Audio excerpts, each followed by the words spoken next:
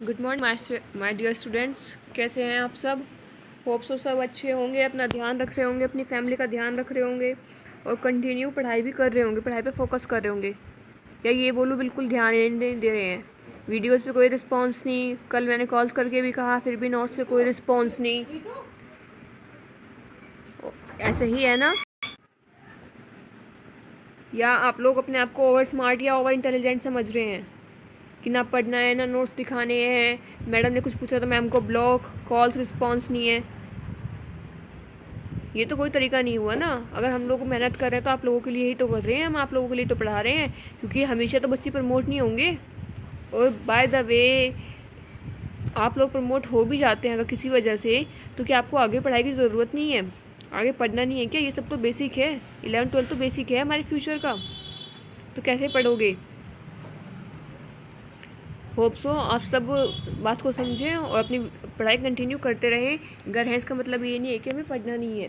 Okay, so students, in the last video we have discussed about the oxygen family, our chalcogens element family, in which five members are found. Okay, the members are OCO2, oxygen, sulfur, silurium, tellurium and polonium, in which the 4 members are metal and 1 member is non metal. Okay, कुछ ऐसा ही था। कल मैंने आपको उनके occurrence के बारे में बताया था कि वो कहाँ पे पाए जाते हैं, कितने परसेंटेज में पाए जाते हैं, कैसे पाए जाते हैं, इन विच फॉर्म। ठीक है, ये सब मैंने आपको कल बता दिया था। इलेक्ट्रॉनिक कॉन्फ़िगरेशन करना मैंने आपको मेरी आई थिंक फर्स्ट और मे बी सेकेंड वीडियो में बता दिया था। मैंने जो मेरी वेरी सेकेंड वीडियो थी ना, उसमें मैंने बता दिया था कि इलेक्ट्रॉनिक कॉन्फ़िगरेशन कैसे करते हैं। और electronic configuration is must from the exam point of view. तो उसको बहुत अच्छे से करना है और अच्छे से समझना है कि मैंने क्या किया था, जिसमें कि मैंने ट्रिक बताई थी, और वो ट्रिक मैंने कल भी एक बार क्विक रिवाइज कराई थी। Okay, so now the we have to move on towards the physical properties of chalcogens family और ऑक्सीजन फैमिली। ठीक है, इसमें से हमने कल इलेक्ट्रॉनिक कॉन्फ़िगरेशन कर लिया था, अकरेंस कर लिया था, and now today we are discussing about the atomic radius and ionic radius. Atomic radius और आयनिक रेडियस होती क्या है ये भी मैं आपको ऑलरेडी बता चुकी हूँ, but now in this video we have discuss about the trend in group 16। Group 16 में एटॉमिक रेडियस और आयनिक रेडियस पे क्या प्रभाव पड़ता है, क्या फ़र्क पड़ता है। ठीक है, तो उसमें हम देख लेते हैं क्या फ़र्क पड़ता है। The atomic radius of group 16 element increase from up to down. जब हम ऊपर से नीचे आते हैं तो जो एटॉमिक रेडियस या आयनिक रेडियस होती है वो इंक्रीज़ करती है, और सब में जनरली यही होता है, तो कोई नई बात तो है नहीं। ठीक है, हम लोग क्लास 10 से पढ़ते आ रहे हैं। In periodic table as we move from top to bottom the atomic radius always increases. ठीक है, due to the number of valence shell increases. Okay, main हमारा ये होता है क्योंकि इसमें वैलेंस शेल कंटिन्यू इंक्रीज होते जा रहे हैं, तो क्या होता है उसका साइज भी बढ़ जाता है। As the distance between the nucleus and the valence shell increases, atomic radius and ionic radius also increases. Okay, now we have to discuss about density and density, melting point and boiling point. Density पे, melting point पे और boiling point पे क्या फ़र्क पड़ता है, तो आइए देखते हैं इसमें क्या फ़र्क पड़ता है। This properties of group 16 element increases from top to bottom, but this value are increase only up to negative electrons. Okay, negative electrons कौन से होते हैं हमारे, जो इलेक्ट्रॉन्स को एक्सेप्ट करते हैं, दैट इज OCT, मतलब ऑक्सीजन, सल्फर, सिलूरियम, टेलूरियम। ठीक है, हम एक ग्रुप में जैसे ही ऊपर से नीचे आते हैं, ऊपर से नीचे हम मूव करते हैं, तो क्या होता है कि जो मेल्टिंग पॉइंट है वो भी बढ़ने लगता है, बॉइलिंग पॉइंट भी बढ़ने लगता है। एक बड़ी कॉमन सेंस की चीज़ है, हमारा ऑक्सीजन छोटा सा एक एलिमेंट है, एक घर का मेंबर है, और टेलूरियम एक बहुत बड़ा मेंबर है। ठीक है, तो अगर हमें हमारी कोई बात मनवानी है किसी से, तो छोटे मेंबर को हम जल्दी कन्विंस कर लेंगे। ठीक है, छोटे मेंबर को हम जल्दी कन्विंस कर सकते हैं और बड़े को कन्विंस नहीं कर सकते। ठीक है, तो वही बात है, ऑक्सीजन का साइज छोटा होता है तो ऑक्सीजन का जो मेल्टिंग पॉइंट होता है, जो बॉइलिंग पॉइंट होता है वो कम होता है, वो ईजिली मेल्ट हो जाता है। जैसे छोटे बच्चे जल्दी पिघल जाते हैं ना अपनी जिद से, ऐसे ही होता है। और जो बड़े लोग होते हैं अगर वो किसी जिद पे आ जाते हैं तो वो नहीं मेल्ट होते। तो सेम वही हमारे यहाँ पे है, जो सिलूरियम है, टेलूरियम है, वो हमारे बड़े एलिमेंट्स हैं, तो वो इतनी जल्दी मेल्ट नहीं होते, उनका मेल्टिंग पॉइंट, बॉइलिंग पॉइंट सब बहुत ज़्यादा होता है। Okay students, students, now our next topic is ionisation enthalpy. ये आयनाइजेशन एंथैल्पी क्या होता है? आप लोगों ने क्लास 11th में पढ़ा होगा। आयनाइजेशन एंथैल्पी होता क्या है? Ionisation enthalpy is defined as the energy required to remove the electron from the outermost shell. यही पढ़ा था हम लोगों ने क्लास 11th में, कुछ और पढ़ा था? The energy required to remove the outermost electron, या the energy required to remove the electron from the outermost valence shell, it is called ionization enthalpy। यही पढ़ा था ना हमने 11th में। सो अब हमें यहाँ पे इसका यूज़ है। अब देखो, जैसे 11th का यूज़ हमें 12th में है, ऐसे जो हम 12th में पढ़ेंगे उसका यूज़ हमें फर्दर स्टडीज़ में आएगा। ओके, सो देखो बड़ा सिंपल सा है। जैसे जैसे हम टॉप टू बॉटम मूव करते हैं, as we move from top to bottom in a group in a periodic table, the ionization enthalpy decreases. जो आयनाइजेशन एंथैल्पी है, जो इलेक्ट्रॉन देने की क्षमता है, वो क्या हो जाती है? डिक्रीज हो जाती है। ठीक है, क्या हो जाती है? डिक्रीज हो जाती है। क्यों हो जाती है? ठीक है, देखो आयनाइजेशन एंथैल्पी क्या है? वो एनर्जी, ठीक है, इलेक्ट्रॉन्स तो इजीली डोनेट होंगे, लेकिन जो एनर्जी की रिक्वायरमेंट है वो कम हो जाएगी, क्योंकि जितना पास होगा, ठीक है, हमारी जो न्यूक्लियस है वो उसे उतना ही टाइटली पकड़ के रखती है। जो जितना ज़्यादा पास होता है न्यूक्लियस उसे उतनी ही टाइटली पकड़ के रखती है, और उसे डोनेट करना उतना ही ज़्यादा मुश्किल हो जाता है। तो इसलिए जिसमें नंबर ऑफ वैलेंस शेल या नंबर ऑफ शेल्स कम होते हैं, उस वहाँ पे एनर्जी की रिक्वायरमेंट ज़्यादा होती है टू रिमूव द इलेक्ट्रॉन। और जैसे जैसे हम ऊपर से नीचे बढ़ते जाएंगे ग्रुप में, तो क्या हो रहा है? नंबर ऑफ शेल्स इंक्रीज हो रही है। नंबर ऑफ शेल्स इंक्रीज होने की वजह से क्या हो रहा है? साइज इंक्रीज हो रहा है। The distance between nucleus and valence shell also increases, which increases the distance, ठीक है, और जिसकी वजह से आयंस को या इलेक्ट्रॉन्स को लॉस करना बहुत इजी हो जाता है। ठीक है, I hope you get my point what I mean to say. So the next property is, my dear students, now we have to compare the property ionisation enthalpy of group 15 and group 16। देखिए, अब हमें देखना है group 15 और group 16 में से कौन ज़्यादा आयनाइजेशन एंथैल्पी रखता है। तो इसका बड़ा सिंपल सा आंसर है, सबसे ज़्यादा जो आयनाइजेशन एंथैल्पी होती है वो ग्रुप 15 की होती है, ग्रुप 16 की कम होती है। The reason and the fact is that, क्योंकि ग्रुप 15 का जब आप इलेक्ट्रॉनिक कॉन्फ़िगरेशन करोगे और जब ग्रुप 16 का आप इलेक्ट्रॉनिक कॉन्फ़िगरेशन करोगे, तो आपको इसका आंसर मिल जाएगा। क्योंकि ग्रुप 15 में हमारे क्या होते हैं? पार्शियली फिल्ड हाफ ऑर्बिटल्स होते हैं। ठीक है, जैसे कि अगर डी में 10 आ सकते हैं तो उसमें 5 होते हैं, पी में 6 आ सकते हैं तो उसमें 3 होते हैं, एस में 2 आ सकते हैं तो उसमें 1 या 2 ही होते हैं। तो क्या होता है? बिल्कुल एग्जैक्टली हाफ होता है। सो बिल्कुल हाफ में से इलेक्ट्रॉन को रिमूव करना बहुत ज़्यादा मुश्किल होता है, तो एनर्जी की रिक्वायरमेंट बहुत ज़्यादा बढ़ जाती है। बट अगर मैं ग्रुप 16 में बात करूँ, ग्रुप 16 में हमारे पार्शियली फिल्ड तो होते हैं, बट हाफ फिल्ड नहीं होते। ठीक है, तो वहाँ से रिमूव करने के लिए, इलेक्ट्रॉन्स को रिमूव करने के लिए इतनी ज़्यादा एनर्जी की ज़रूरत नहीं होती। ठीक है, you get my point what I mean. So from, एक हम एग्जांपल भी लेते हैं, जैसे कि मैंने लिखा हुआ है आप लोगों के लिए, फ्रॉम नाइट्रोजन टू ऑक्सीजन। अगर जब भी हम नाइट्रोजन से ऑक्सीजन की तरफ, that's mean when we move from left to right. ठीक है, अब तक हम किसके बारे में बात कर रहे थे? From top to bottom. But अगर मैं अब बात करती हूँ, अब हम बात किसके बारे में कर रहे हैं? From left to right. From nitrogen to oxygen, nitrogen has higher ionisation enthalpy. जब हम नाइट्रोजन से ऑक्सीजन की तरफ जाते हैं तो नाइट्रोजन की आयनाइजेशन एंथैल्पी ज़्यादा होती है, क्योंकि उसका इलेक्ट्रॉनिक कॉन्फ़िगरेशन क्या होता है? 1s2 2s2 2p3। As I already told you, इसमें देखिए हाफ फील्ड आ रहा है बिल्कुल। 2p3 क्या है? बिल्कुल हाफ फील्ड ऑर्बिटल होता है। Therefore it has stable electronic configuration। तो इसका जो इलेक्ट्रॉनिक कॉन्फ़िगरेशन होता है वो बिल्कुल क्या होता है? स्टेबल होता है। whereas there is the unstable electronic configuration of oxygen। यहाँ पे आप देख भी सकते हैं इसका इलेक्ट्रॉनिक कॉन्फ़िगरेशन क्या है? 1s2 2s2 2p4। तो 2p4 में क्या है? हाफ, हमारा ये पार्शियली फील्ड तो है बट हाफ फील्ड नहीं है, मोर देन हाफ फील्ड होता है ये।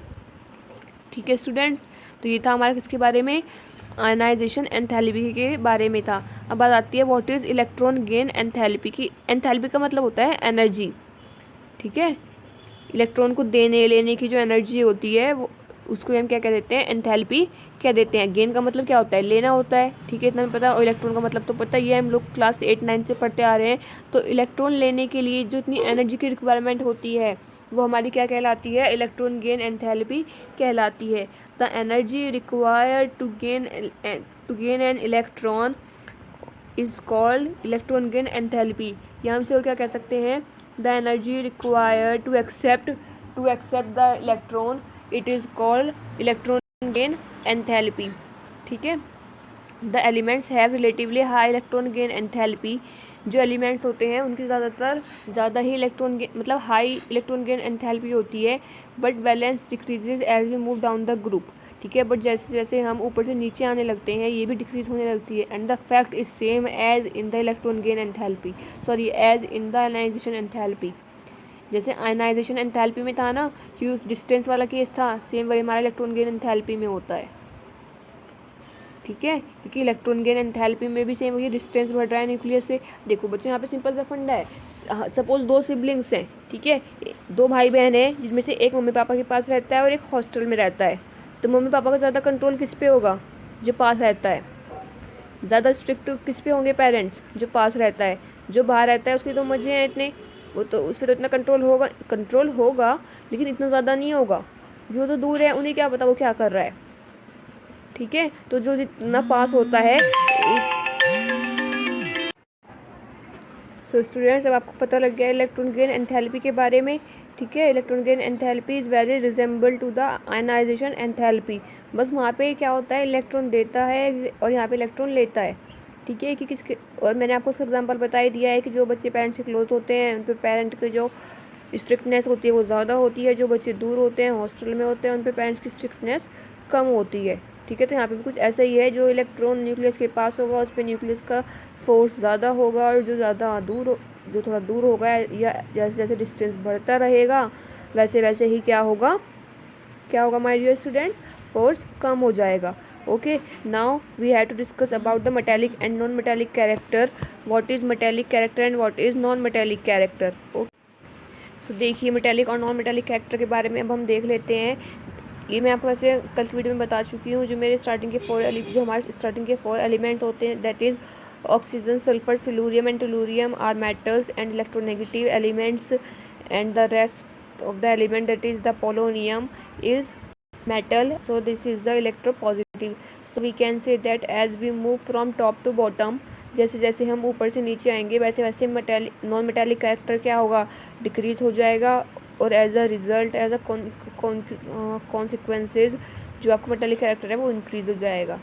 ठीक है, non metallic character decrease as we move from top to bottom, and metallic character increase as we move from top to bottom in a periodic table. बताती है physical state की। Most of them are gases. ठीक है, तो देखते हैं यहाँ पे ऑक्सीजन क्या है, एक डायटोमिक मॉलिक्यूल है जो किस फॉर्म में मिलता है, गैस के फॉर्म में मिलता है। बट अगर मैं अदर की बात करती हूँ तो वो सब क्या होता है, पॉलीएटॉमिक। देखिए, ऑक्सीजन का जो मोस्ट ऑफ द केसेस जो हम फॉर्मूला पढ़ते हैं वो O2 पढ़ते हैं। जो हम सिर्फ O पढ़ते हैं दैट इज़ नेसेंट ऑक्सीजन, वो कुछ स्पेशल केसेस में होता है। O3 हमारा ओजोन होता है, जो कि हमारी ओजोन लेयर होती है। लेकिन in 95% cases we study only O2, that is oxygen, so that is diatomic. ठीक है, but the rest of the elements of the same group, that is oxygen family, is polyatomic. For example, sulfur exists in S8 form. जो sulphur का formula है वो S8 होता है। ठीक है, आप लोग आगे देख भी सकते हैं। ये देखिए सल्फर का स्ट्रक्चर। सल्फर को अगर हम S4, S5 या S6 लिखते हैं तो वो एग्जिस्ट ही नहीं करेगा, वो हमेशा S8 की फॉर्म में ही एग्जिस्ट करता है। ओके स्टूडेंट्स, अब एलोट्रॉपी का मतलब मैं आपको बता चुकी हूँ क्या होता है। All the elements of this group show allotropy. इस ग्रुप के जितने मेंबर्स होते हैं वो सब एलोट्रॉपी शो करते हैं, मतलब उनके सबके एलोट्रॉप्स होते हैं। जैसे कि ऑक्सीजन 2 फॉर्म में एग्जिस्ट करता है। ठीक है, O2 and O3, the first is dioxygen and the second one is ozone. Okay, sulphur exist in several allotropic forms. जो हमारा सल्फर होता है वो कई तरह की किसमें एलोट्रॉपिक फॉर्म में पाया जाता है, जैसे कि अल्फा सल्फर, अल्फा, ओके ना, alpha sulphur, monoclinic sulphur, sorry जो आपका अल्फा सल्फर होता है इसका साइंटिफिक नेम क्या होता है, रोम्बिक सल्फर। मैं बताऊँ उसका रीज़न क्या है रोम्बिक का, क्योंकि जो हमारा अल्फा सल्फर होता है ना देखने में ऐसा होता है जैसे मिश्री के दाने, मिश्री होती है ना खाने वाली, सेम ऐसे ही देखने में ये होता है जैसे कोई मिश्री के दाने हो। ओके माय डियर स्टूडेंट, सो समझ में आ गया हम इसको रोम्बिक क्यों कहते हैं, क्योंकि ये देखने में ऐसा होता है हमारा अल्फा सल्फर जैसे कि मिश्री के दाने होते हैं। Okay, the beta sulphur. ठीक है, बीटा सल्फर का साइंटिफिक नेम क्या होता है, मोनोक्लिनिक सल्फर। ठीक है, क्या होता है, monoclinic sulphur and third one is cyclosulphur, इसका दूसरा नाम क्या होता है प्लास्टिक सल्फर। और आपको पता है देखने में कैसा होता है, जैसे कि गन्ना खा के होता है तो इसके छिलक होते हैं, जो पील्स होते हैं शुगर कैन के, सेम ऐसा होता है हमारा cyclosulphur, that is plastic sulphur. Okay students, so अब हम बात करते हैं, आगे डिस्कस करते हैं हमारी केमिकल प्रॉपर्टीज़। हमारी क्या केमिकल प्रॉपर्टीज़ होती हैं ग्रुप 16 एलिमेंट्स की। ठीक है, जो ग्रुप 16 की कुछ प्रॉपर्टीज होती हैं उनकी ऑक्सीजन स्टेट के बारे में देख लेते हैं हम पहले, क्योंकि ऑक्सीडेशन स्टेट कैसे वेरी करती है। ठीक है, OCT है तो इनकी जो ऑक्सीडेशन स्टेट है वो कैसे वेरी करती है, -2 से लेके +6 तक इनकी ऑक्सीडेशन स्टेट वेरी करती है। ठीक है, डिपेंड करता है कि वो रिएक्शन किससे कर रहे हैं, लेकिन जो सबसे ज़्यादा रिएक्टिव होता है, ठीक है, जो मोस्ट रिएक्टिव एलिमेंट है वो हमारा कौन सा है, ऑक्सीजन और सल्फर है। ठीक है, और जो हमारी ऑक्सीडेशन स्टेट है वो वेरी कर रही है -2 से +6 तक वेरी करती है। डिपेंड करता है वो रिएक्शन किससे कर रहा है, क्या कंडीशन उसको प्रोवाइड कराई जा रही है। जैसे कि अगर हम ऑक्साइड की बात करते हैं, सिर्फ ऑक्साइड है तो -2 होती है। अगर पेरोक्साइड मतलब जैसे कि एग्जाम्पल पेरोक्साइड का H2O2, ठीक है, इस कंडीशन में क्या होता है -1 की कंडीशन होती है। इसका एग्जांपल KO2 RbO2 उसने दिया हुआ भी है। और अगर हम सुपर ऑक्साइड्स की बात करते हैं तो सुपर ऑक्साइड्स में क्या होता है हाफ होती है, -12। ओके स्टूडेंट्स, तो इस तरह से ट्रेंड होता है, बताती है कि रिएक्टिविटी विद हाइड्रोजन, अगर रिएक्शन करते हैं हाइड्रोजन से तो क्या बनाते हैं। आई होप ये तो बड़ी बेसिक सी चीज़ है, बतानी भी नहीं चाहिए क्योंकि ये तो हम बहुत पहले से पढ़ते आ रहे हैं। When oxygen react with hydrogen they form hydroxide. जब भी ऑक्सीजन हाइड्रोजन से रिएक्शन करता है तो हमेशा हाइड्रोक्साइड ही तो बनाता है। तो उससे अब जब ऑक्सीजन ऐसे कर रहा है तो उसके घर के बाकी सब मेंबर्स भी तो ऐसे ही करेंगे, उसकी फैमिली मेंबर्स हाइड्रोक्साइड बनाएंगे। ठीक है, देखो फॉर्म हाइड्राइड्स, वो हमेशा क्या बनाते हैं, हाइड्राइड्स बनाते हैं कि H2O H2S हाइड्रोजन सल्फाइड। ठीक है, इस तरह से बनाते हैं H2SC selenium hydride, tellurium hydride. Okay, अब बात आती है एसिडिक नेचर की कि एसिडिक नेचर पे क्या प्रभाव पड़ता है। ठीक है, तो उसमें हम देख लेते हैं क्या पड़ता है एसिडिक नेचर पे। As we move from top to bottom, students ध्यान से सुनना, as we move from top to bottom the acidic nature increases. क्यों इंक्रीज हो रहा है, ये भी इस सब का आंसर आपको मेरी प्रीवियस वीडियोज में मिलेगा। एसिड्स कौन होते हैं, क्या थ्योरी है एसिड्स की, those donate their electrons easily according to the scientist Lewis. जो कंपाउंड्स अपने इलेक्ट्रॉन्स को इजीली डोनेट कर देते हैं वो हमारे क्या कहलाते हैं, एसिड्स कहलाते हैं। और जो इलेक्ट्रॉन्स को एक्सेप्ट कर लेते हैं वो हमारे क्या कहलाते हैं, बेस कहलाते हैं। और अगर आपको याद हो अभी मैंने इलेक्ट्रॉन गेन एंथैल्पी में बताया था, जैसे जैसे हम ऊपर से नीचे बढ़ते हैं तो इलेक्ट्रॉन गेन एंथैल्पी क्या होती है, इंक्रीज होती है। इलेक्ट्रॉन लेने की क्षमता क्या होती है, इंक्रीज होती है। तो सबसे नीचे वाला सबसे ज़्यादा क्या होता है, सबसे इजीली इलेक्ट्रॉन ले सकता है, तो वही हमारा क्या होगा, एसिडिक होगा, क्योंकि वो इलेक्ट्रॉन्स को क्या कर रहा है, इजीली एक्सेप्ट कर रहा है। ठीक है, क्लियर है आप लोगों को, इतना समझ में आया, होप सो बहुत अच्छे से समझ में आया होगा आप लोगों को। अब बात आती है बॉन्ड एंगल की, बॉन्ड एंगल पे क्या प्रभाव पड़ता है। ठीक है, बॉन्ड एंगल देख लेते हैं हम। जब हम ऊपर से नीचे की तरफ मूव करते हैं तो बॉन्ड एंगल पे क्या प्रभाव पड़ता है, आइए देखते हैं। अगर हमारा जो टेलुरियम हाइड्राइड है उसका बॉन्ड एंगल कितना है, 89 डिग्री है। ठीक है, और सिलूरियम हाइड्राइड का कितना है हमारा, 91 डिग्री है। तो जैसे जैसे हम ऊपर से नीचे आते हैं बॉन्ड एंगल क्या हो जाता है, डिक्रीज हो जाता है। ठीक है, क्यों होता है, क्योंकि इलेक्ट्रोनेगेटिविटी ज़्यादा होती है। और ये आपने अपनी वेस्पर थ्योरी में पढ़ा होगा, ये एक वेस्पर थ्योरी का फैक्ट है। According to VSEPR theory bond angle directly proportional to electronegativity. जैसे जैसे इलेक्ट्रोनेगेटिविटी बढ़ती है, इलेक्ट्रॉन लेने की क्षमता बढ़ती है, वैसे वैसे बॉन्ड एंगल क्या जाता है, डिक्रीज हो जाता है, क्योंकि उसमें स्ट्रेन पड़ जाता है। ठीक है, उसमें क्या पड़ जाता है, so students now we have to move on our next property, that is reducing nature. Reducing का मतलब क्या होता है, जो अपने इलेक्ट्रॉन्स को इजीली डोनेट कर देता है, जो अपने हाइड्रोजन आयंस को इजीली डोनेट कर देगा प्रोटॉन्स को, वही हमारा क्या होता है, जो हमारे इलेक्ट्रॉन्स को डोनेट कर देता है। ठीक है, हाइड्रोजन नहीं बोलेंगे, हाइड्रोजन को डोनेट करना तो ऑक्सीडेशन होता है। जो अपने इलेक्ट्रॉन्स को इजीली डोनेट कर देता है वो वहीं भी क्या होता है, रिडक्शन होता है। ठीक है, जहाँ ऑक्सीडेशन नंबर में क्या हो जाता है, डिक्रीमेंट हो जाता है, वही क्या कहलाता है, रिडक्शन कहलाता है। ठीक है, तो ये भी हमें पता है, जब जब हम टॉप टू बॉटम मूव करते हैं तो न्यूक्लियर से क्या डिस्टेंस इंक्रीज होने की वजह से इलेक्ट्रॉन्स को लॉस्ट करना भी क्या हो जाता है, ईजी हो जाता है। तो टेलुरियम हमारा ज़्यादा रिड्यूसिंग है as compare to selenium. Selenium is more reducing than sulphur and sulphur is more reducing than oxygen. Oxygen तो बहुत नेग्लिजिबल होता है क्योंकि वो ऑक्सीजन के बहुत क्लोज न्यूक्लियस के बहुत क्लोज होता है हमारा ऑक्सीजन. ओके, बॉइलिंग पॉइंट पे सेम अभी हमारे पीछे प्रभाव पड़ता है जो हम पढ़ के आ चुके हैं. ओके, थर्मल स्टेबिलिटी की अगर मैं बात करती हूँ, थर्मली जो बहुत ज़्यादा स्टेबल होता है वो होता है हमारा वाटर. वाटर जल्दी से डिकम्पोज नहीं होता. ठीक है, अब बात आती है रिएक्टिविटी टुवर्ड हेलोजन्स की. हेलोजन से रिएक्शन करने पे क्या प्रभाव पड़ता है, कौन इजीली रिएक्ट करता है, कौन मुश्किल से हार्डली रिएक्ट करता है. तो देख लेते हैं हम. Group 16 elements except oxygen form a number of halide. Oxygen को छोड़ के बाकी जितने भी हमारे कैल्कोजन्स हैं वो हेलोजन से रिएक्शन करके क्या बना लेते हैं, हैलाइड बना लेते हैं. जैसे कि इन द रेशो 1:6, 1:4, 1:2. ठीक है, तो ये क्या होता है, सल्फर, सिलूरियम, टेलुरियम ये सब हेलोजन से रिएक्शन करके क्या बना लेते हैं, हमारे हैलाइड बना लेते हैं. और जो हैलाइड बनाने का जो ऑर्डर है, जो स्टेबिलिटी ऑर्डर है, वो हमें पता है फ्लोरीन टू आयोडीन हमेशा डिक्रीज करता है क्योंकि fluorine is the most electronegative element in our periodic table. Not only in group 17 but in the whole periodic table जो सबसे इलेक्ट्रोनेगेटिव है वो कौन सा है हमारा, कौन सा है माय डियर स्टूडेंट्स, फ्लोरीन है. सबसे छोटा भी होता है पूरी पीरियोडिक टेबल में और सबसे ज़्यादा इसी वजह से क्या है, सबसे ज़्यादा इलेक्ट्रोनेगेटिव है. ये अपना इलेक्ट्रॉन इजीली डोनेट नहीं करता, बहुत ज़्यादा energy, high requirement of energy है इस इलेक्ट्रॉन लेने के लिए क्योंकि ये मम्मी पापा के पास भी है और मम्मी पापा का लाडला भी है, घर में सबसे छोटा भी है. Okay, in hexa halides only hexa fluoride is stable. अगर हम हेक्सा हैलाइड्स की बात करते हैं मतलब X6 की बात करते हैं तो इस फॉर्म में सिर्फ और सिर्फ हमारा फ्लोरीन स्टेबल होता है, बाकी सब इतने ज़्यादा स्टेबल नहीं होते. इसमें आप फ्लोरीन का स्ट्रक्चर देख भी सकते हैं, स्क्वायर पिरामिडल इसका स्ट्रक्चर होता है. ठीक है ना, स्क्वायर बाय पिरामिडल बोलेंगे, सॉरी, स्क्वायर बाय पिरामिडल इसका स्ट्रक्चर होता है हमारा इसका फ्लोरीन का. ओके, अगर मैं किसकी, सल्फर की ये थी हमारी SF6. ठीक है, सल्फर फ्लोराइड का ये हमारा स्ट्रक्चर है जो कैसा होता है हमारा, कैसा होता है स्टूडेंट्स, 6 है ना, तो ये ऑक्टाहेड्रल होगा.